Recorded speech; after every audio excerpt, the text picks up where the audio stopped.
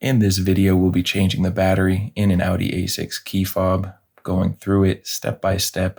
It is a very easy process. It'll just take you a few minutes, and all you'll need are the replacement batteries, which in this case are two CR2025s.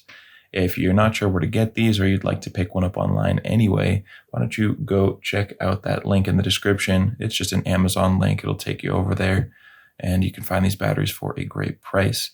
And the only other thing you might need is a flathead screwdriver. You can use a regular size one. It's better if you have a smaller one, but it doesn't really matter, and we'll get into that right now. So down here on the side, you can see there's a small hole there. Ideally, if you don't want to damage your key fob, you want something that fits in there, like this smaller flathead screwdriver, and you just give it a twist, and it opens up.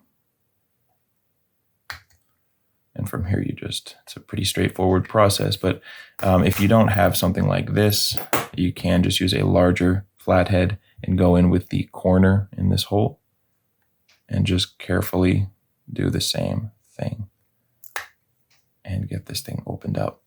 If you did want to pick up the smaller sized screwdriver, I'll just put a link to this, the one I use personally. It's just a little set, just a cheap set that you can get on Amazon. That'll be down there as well.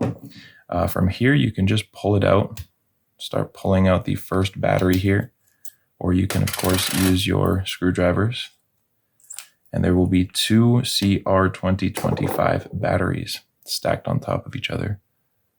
There it is.